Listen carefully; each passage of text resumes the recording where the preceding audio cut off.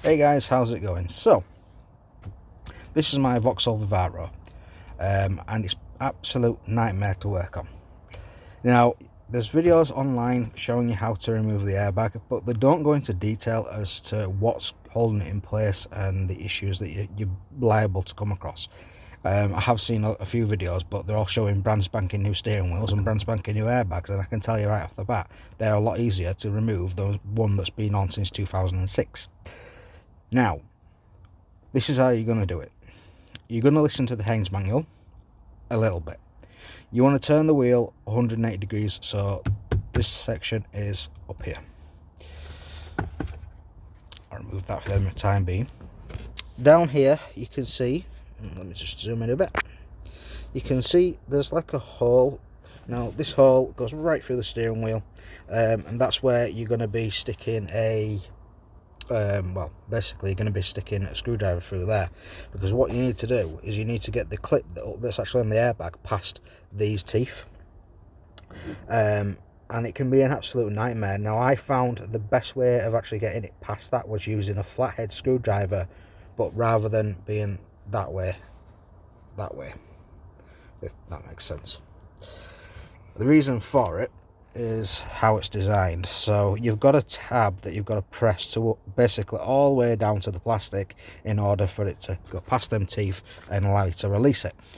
However, if you're using a flathead screwdriver like this, you'll have a tendency of slipping off, and you can see that as evidence on the actual airbag itself, where I've chewed up all the plastic. You'll just keep sliding off.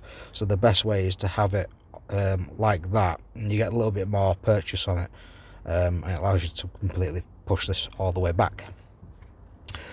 Some of the issues that Haynes manual won't tell you, and a lot of videos online won't tell you. Number one, these are stubborn as hell, and if you can use two people to do this, I highly recommend using two people to do this, because it's not easy.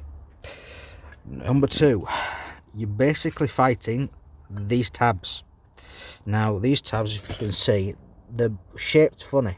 There's actually like a hump inside them, and they locate into these tabs. Now what you'll find is they have the same nubbins on the inside, and they can only go one way, so you can't go past this wall. And therein lies your issue, because this has been in the van for, well, since 2006. I can't see anybody actually having it off before. It doesn't look like anybody's ever been in here, so it was completely stuck in place. And this is why I say two people is going to be more of a recommendation, because you'll get somebody that's able to put the pressure on that tab, while somebody can put a little bit of pressure, basically it'll be upside down, but you'll need to be able to put pressure that way, so that way, and down at the same time, just so you can basically get past those little nubs. Okay, once you do get it off, there'll be a wire. Mine kind of like popped out when I was pulling it off, a bit of a frustration, pain in the ass doing it by yourself, as I say. But the wire itself will sit in like this, so just remember, when you're putting it back in, that's how it wants to go back in. Again, I mean, if you've got this far, hopefully you've already disconnected the battery anyway. You know, kind of common sense, you're dealing with an explosive basically. So yeah, make sure the battery is disconnected, and do everything you can to drain any excess energy inside the vehicle, because I'd give it 2 minutes once you've disconnected, because like I say, mini explosive, and you don't want that going off in your face. So once you do get the airbag off, as I say, it can be a pain in the ass. I found, by doing it myself, the best way I found was actually basically beating on it. So putting tension at the back and then beating down on these sides, so beating them down. It was an absolute pain in the ass. Again, if you can do two people, use two people. It's easier. Once you've got past that stage, you'll have these wires connected. They'll be coming through this access port. Disconnect this one. This one should already be disconnected if you've taken the airbag off. When you get to this stage, you want to take the steering wheel off. Good luck, again. I tried an impact gun, it wouldn't remove it. I've tried the ratchet again, wouldn't remove it. I ended up having to resort to bringing out the 3 to 4 foot breaker bar, just to actually get this actual bolt out. The reason for it is, well, you can see for yourself, they absolutely pack these threads with red Loctite. They really don't want that this bolt coming out, and I can't blame them, because that's what I'll be doing after this once my new squib arrives. Pulling the steering wheel off is actually fairly easy on these vans. It's not actually hard work, just pulling it off. Now, one thing that you have to bear in mind is, if you can see here, there is actually like a little section that's raised. It's like a keyway you'd find, and what you'll find is inside the actual wheel itself there's a section for that keyway. So yes, when you are putting this steering wheel back on, you can completely mess up. It's easy to do. Just if it feels like it's not going on, then it's not going on, so don't force it. Just nice and steady. All you want to do is just get it over that knob and slide it in when you're putting the steering wheel back on. Don't be an idiot. If you're going for the squib, which is what most people will be taking the wheel off for, because they are prone to having problems, you see this plastic piece here? This screw goes through it. Now, on the squib itself, you can see there's a little plastic like slide thing, and once that's slid out of the way, he said, as having my shoes with it. There we go. So it'll be like that. So what you're going to do is you're going to push it forward, and what you'll see is, where is it? There we go. I'm blind. So you can see there's like a little hole. That's where that screw goes through. You can't mess these up putting them back on. They're shaped like that for a reason, so you don't mess up. But your squib is going to look something like that with the screw in. The controls will be plugged in. Basically, on the control side, you find there's two tabs, and then them tabs basically go into these. So just push on the tabs and they pull out. The wires that you're going to disconnect before you do anything is, well, obviously you put your negative battery and make sure it's all drained, but the wires that you'll be disconnecting from the back of the squib is the yellow and black one, which is actually for the airbag itself. There's a big black connector, that's for your lights, and then there's another white connector, big white connector, and that's for the actual wiper blades. So they're the only ones that you'll need to make sure you pull off. And when you get the squib off, the plug for the airbag plugs into there. Nice and easy. Now, when it comes down to these vans, that's pretty much it. When it comes down to your airbag pieces, pulling them off fairly easy once you know how. And there's not actually that much that can go wrong. I think there's about 3 to 4 things that can go wrong. Usually, like 9 times out of 10, it's the squib. Basically it gets high resistance on one of the tracks and it just stops, it stops doing what it should do. My personal opinion is an airbag in a van like this is more of a pain to the actual driver than a seatbelt. If you're going to have a crash in this, you're going to have a crash. It's not going to save your life. Not if you're having one at a decent speed anyway. So an airbag kind of just wastes the bloody thing. But, rules are rules, and you've got to have airbags in vehicles these days. So, that's your squib.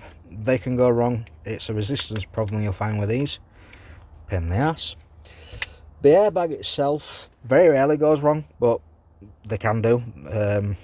But to be honest with you, if the airbag's going to go wrong, you're not going to find that out until it deploys, or doesn't deploy.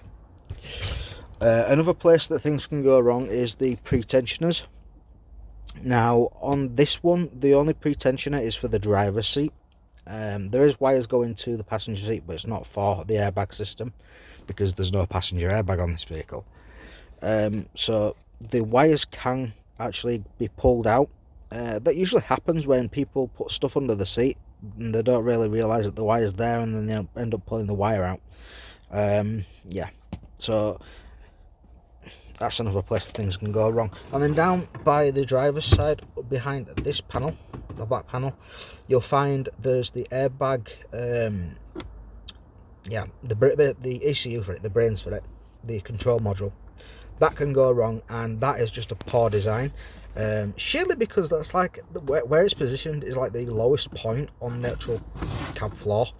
And say for example, if you get your heater matrix burst a pipe, well, all the water's going down there. If you get a dodgy seal on the door, all the water that comes from rain or washing the vehicle is going to drain down there. So it was a really bad choice to put it there. If I were designing it, I would have put it a bit further up out of the way where it's not going to get wet. But hey ho, I didn't design the van.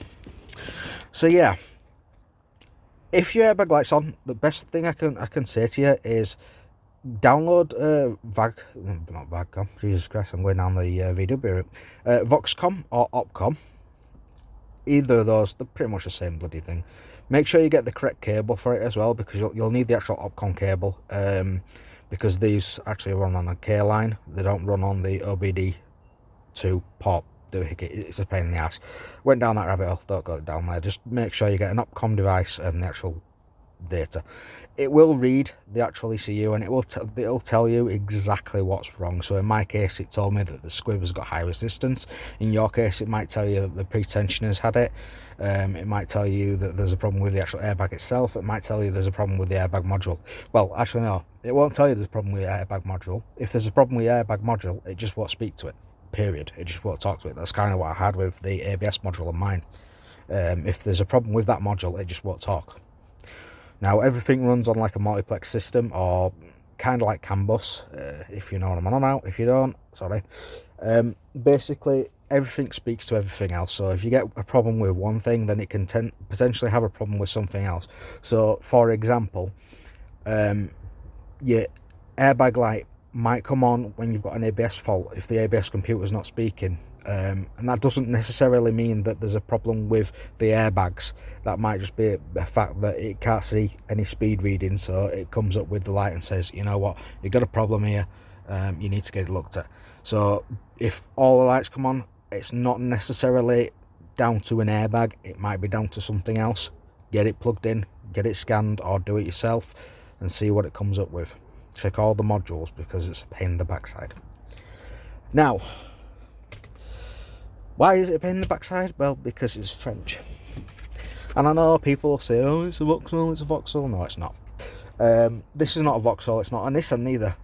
Basically, the Nissan, Vauxhall, Renault, they all said, yeah, we'll share the same thing. And they all shared the exact same body. It looks pretty much identical. Okay, yeah, Vauxhall changed some panels around, and so did Nissan, but they're pretty much all the same van. You put them next to each other. They are all Renaults, and that is evident by the fact that every single part you pull off of the vehicle, regardless if it's got a Vauxhall badge on it or a Nissan badge on it, will also say Renault on the back of it. And I mean everything. It is on here somewhere. There's a Renault indication down there. Guess what, on this panel somewhere it says Renault right there. So every single panel you take off of this vehicle will say Renault, because it is a Renault. And unfortunately the French really don't do well when it comes down to electrics. They tend to they make nice looking vehicles and stuff, but the electrics suck. They always have done. So yeah, if you do get a van, an actual Vauxhall Vivaro van, or a Nissan Primestar, or a Renault Trafic, they are nice vans. I'm not going to say they're not. They are really reliable. Touch wood. They don't really use that much fuel unless you've got issues. Yeah, that just kind of puts it into limp mode. They've got more than enough cargo space, and they're actually fairly comfortable to drive. Well, the seats are crap, but it's comfortable. It's not, you know, it doesn't bounce you around like a Ford Transit does. Yeah, they are nice vehicles. Just bear in mind that you're probably going to have electrical problems. Usually they're easy to fix. Like I say, with the ABS module on mine, it was literally just a broken wire and a dodgy connector in the engine bay. Easy enough to fix. The airbag situation, it's easy enough. It's just one part that's gone. I can change that, no problems. Bob's your uncle, and I get it fixed. Now you probably noticed that I got an aftermarket radio in my van. One thing that I would recommend that you actually look into is, if you're going to get an aftermarket radio and you don't have the controls for the one for the old radio on the steering wheel.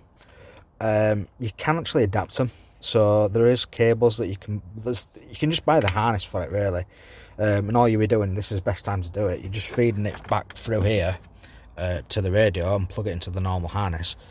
Some of them you might have to change, you know, a few pins around, but it's not difficult, and it should be a decent enough upgrade and a fairly quick one to do. I'm not too sure how they actually plug into that, whether the cable comes through on the side or if it comes through the middle, but they've all got that section on them, on the squibs, for that particular switch console. So yeah, it looks like it should be an easy thing to do.